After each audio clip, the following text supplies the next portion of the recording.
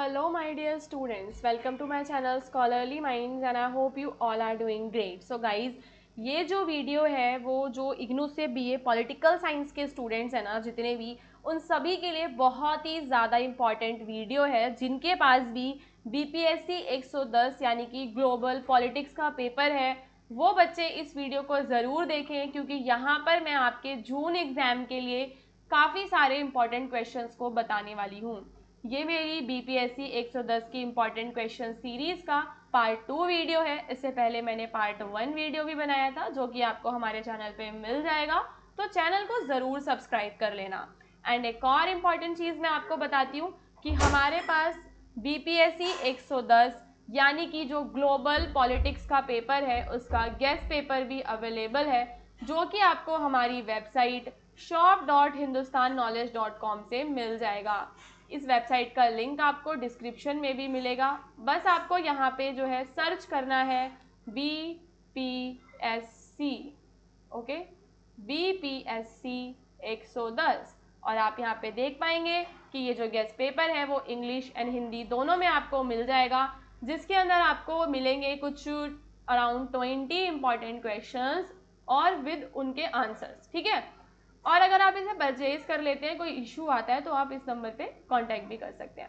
So now guys, हमारा जो पहला क्वेश्चन है इसमें हमें बताना है कि कौन कौन से की एरियाज ऑफ कंसर्न है in the conservation of the natural environment, कि प्राकृतिक पर्यावरण का हमें संरक्षण करना है। लेकिन ये हमारे लिए एक बहुत ही बड़ी चिंता बन चुकी है। कौन कौन से प्रमुख क्षेत्र हैं चिंता के? तो conservation of the natural environment is essential for the survival of all living being.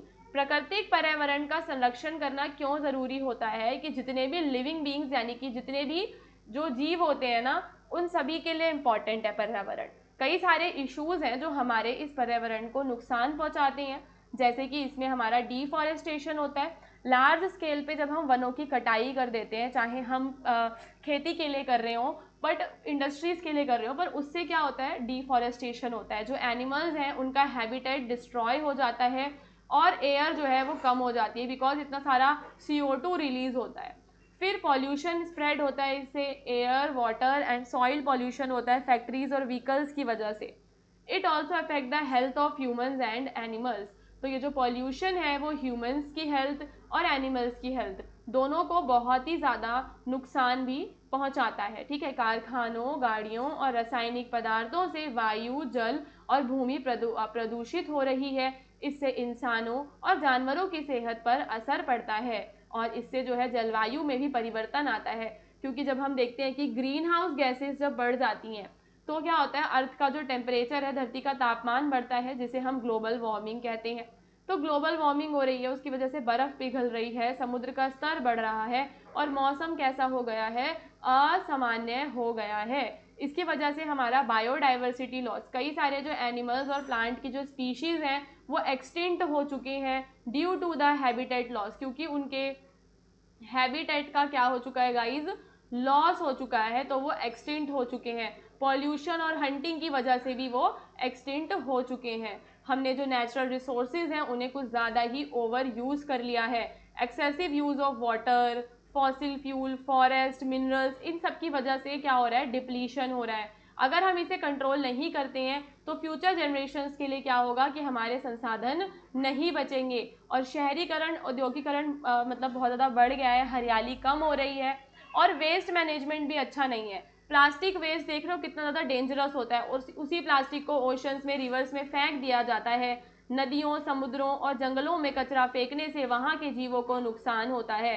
Plastic सबसे खतरनाक कचरा है। So to conserve the environment, we must plant more trees, reduce pollution and save the water. तो यहाँ पे क्या important है कि हम ज़्यादा से ज़्यादा प्लांट्स को लगाएं और लोगों में अवेयरनेस को फैलाएं, ठीक है। जन जागरूकता और सख्त कानून भी बहुत ही ज़्यादा ज़रूरी है। तो समझ में आ गया आपको कि पर्यावरण के सामने क्या क्या बड़े बड़े जो आपको बताने हैं कि कौन कौन से की एरियाज हैं। तो उसमें आपका deforestation, pollution, climate change and आपका जैव विविधता की हानि, संसाधनों का अधिक उपयोग, ये सारी चीज़ें आपकी आएंगी। नाउ गाइज, आपका दूसरा क्वेश्चन है जिसमें आपको UN जो है, यूनाइटेड नेशन ऑर्गेनाइजेशन जो है, वो कंजर्वेशन, एनवायरनमेंट के कंजर्वेशन के लिए क्या काम कर रही है उसके बारे में बताना है। So the UNO has played a major role in protecting the environment across the world. तो पूरे वर्ल्ड में ये एक बड़ा रोल प्ले करते हैं, जो ये है कंट्रीज को तो एक साथ लेकर आते हैं to discuss environmental issues and find global solutions. ठीक है, ताकि ये एनवायरमेंटल इश्यूज को डिस्कस कर सकें और उनके कुछ सॉल्यूशंस को निकाल सकें। तो UNEP एक है जिसको बोलते हैं हम यूनाइटेड नेशन एनवायरनमेंट प्रोग्राम, जो कि स्पेशली एनवायरनमेंट के लिए ही काम करता है। तो इसे 1972 में इस्टेब्लिश किया गया था। UNEP एक मेजर इनिशिएटिव है बाय द UN। ये हेल्प करता है कंट्रीज़ को कि वो अपनी जो डेवलपमेंटल पॉलिसीज़ हैं एनवायरनमेंट के लिए अवेयरनेस को फैला सकें और अपने यहाँ पे सस्टेनेबल डेवलपमेंट कर सकें। तो समझ में आया आपको UNEP क्या है गाइस? देखो, UNEP यूनाइटेड नेशन की ही एक बॉडी है, उसका ही पार्ट है, ठीक है, और इसे 1972 में स्थापित किया गया था और इसका काम है पर्यावरण संरक्षण में। UNO की सबसे बड़ी उपलब्धि है कि ये जो है क्या करता है, पर्यावरण के संरक्षण के लिए काम करता है।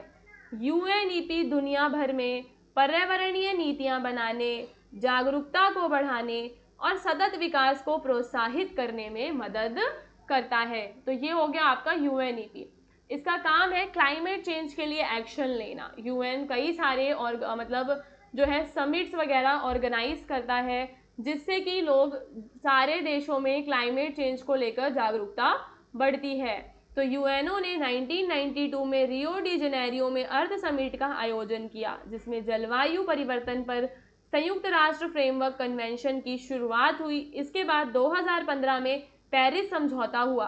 तो ये सारे जो आपको एग्जाम्पल्स है ना, ये रियो डी जेनेरियो अर्थ समिट हो गया आपका, और ये आपका पेरिस एग्रीमेंट हो गया, ये सारे आपके लिए इंपॉर्टेंट है। सस्टेनेबल डेवलपमेंट गोल्स के बारे में आप बताओगे कि 2015 में यूनाइटेड नेशंस ने सतत विकास के लक्ष्य लेकर आया वो, ताकि जो है सारे देश जब इन लक्ष्यों को पूरा करेंगे तो एक अच्छा और सस्टेनेबल वर्ल्ड जो है 2030 तक बनाया जा सकता है।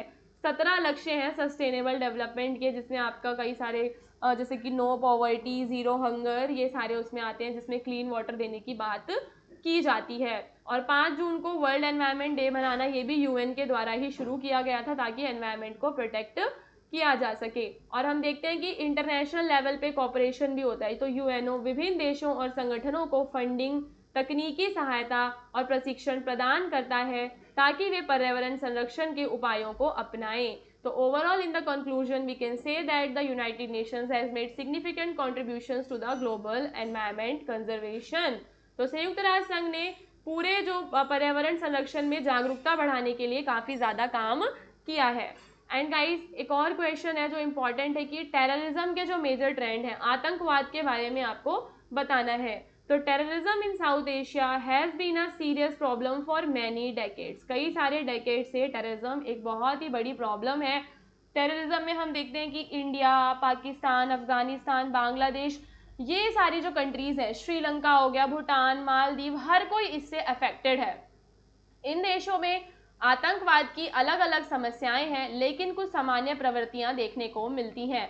दक्षिण एशिया में आतंकवाद एक गंभीर समस्या बन चुका है, जैसे कि हमें रिलीजियस एक्सट्रीमिज्म यानी कि धार्मिक कट्टरवाद देखने के लिए मिलता है। पाकिस्तान और अफगानिस्तान जैसे देशों में धार्मिक आतंकवाद बढ़ रहा है। तालिबान, ISIS और लश्कर-ए-तैयब जैसे संगठन जो है वो धर्म के नाम पर क्या कर रहे हैं, हिंसा फैला रहे हैं। ठीक है, they are using religion to spread fear and violence. And guys, हमें क्रॉस बॉर्डर टेररिज्म भी देखने के लिए मिलता है। तो जब भारत और पाकिस्तान के बीच सीमा पर आतंकवाद एक बड़ी समस्या बन चुका है। आतंकवादी समूह एक देश से संचालित होकर दूसरे देश में हमला करते हैं। 26/11 मुंबई हमला जो है इसका एक बड़ा उदाहरण है। तो मुंबई अटैक जो है वो क्या है, it is an example of a cross border terrorism which is a major issue between India and the Pakistan. Okay, so guys, एक और पता है क्या, एथनिक और सेपरेटिस्ट मूवमेंट्स भी चलते हैं। So in countries like India and Sri Lanka जो टेररिस्ट एक्टिविटीज हैं they are related to ethnic और रिलीजनल आइडेंटिटी। जैसे कि मतलब किसी एथनिसिटी से वो बिलोंग, जैसे श्रीलंका वाले हैं ना, वो तमिल लोगों को मतलब भगाना चाहते थे, तो तमिल और श्रीलंकन्स में वहाँ पे लड़ाई होती है। तो जो लिट्टे ऑर्गेनाइजेशन है, liberation tiger of Tamil Eelam in Sri Lanka, was a powerful separatist group until 2009 ऐसे ही हम कश्मीर में भी देखते हैं और नॉर्थ ईस्ट में भी हमें कुछ सेपरेटिस्ट एजेंडाज देखने के लिए मिलते हैं। तो भारत और श्रीलंका में कुछ आतंकवादी गतिविधियां जातीय पहचान और क्षेत्रीय अलगाववाद से जुड़ी हैं। श्रीलंका में लिट्टे एक बड़ा अलगाववादी समूह है। भारत में कश्मीर और पूर्वोत्तर में भी ऐसे समूह सक्रिय हैं। टेररिज्म जो है वो इंक्रीज करता है, कहाँ पे इंक्रीज होगा? जिस भी देश में वो देखेंगे कि सरकार जो है वो वीक है और कानून बहुत ही ज़्यादा पुअर है, तो वो वहाँ पे जाएंगे। ऐसा हमें अफगानिस्तान एक बहुत ही अच्छा एग्जाम्पल, गाइस देखो आज भी चर्चा में है अफगानिस्तान, कितना हॉट स्पॉट टॉपिक है। तकनीकी का प्रयोग, आतंकवादी अब क्या करते हैं, इंटरनेट सोशल मीडिया का भी यूज करने लग गए हैं और वो यंग लोगों का ब्रेन वॉश भी करते हैं। तो बेरोजगार और अशिक्षित युवा जो है वो आतंकवादी संगठनों का क्या बन जाते हैं गाइज, निशाना बन जाते हैं, उनका टारगेट बन जाते हैं। एंड ग्लोबल इन्फ्लुएंस क्या है, तो international terrorist group like all कायदा, ISIS have extended their influence in South Asia. This has made local groups more dangerous. ठीक है, तो ओवरऑल आपने ये सारा टेररिज्म के बारे में बताना है।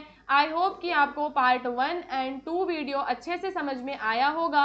आपके जो भी अदर पेपर कोड्स हैं आप लोग उन्हें कमेंट करके बताइए। BPSC के सारे कोड्स को हम अपने चैनल पे कवर करवाएंगे, तो आप लोग चैनल को ज़रूर सब्सक्राइब कर लेना।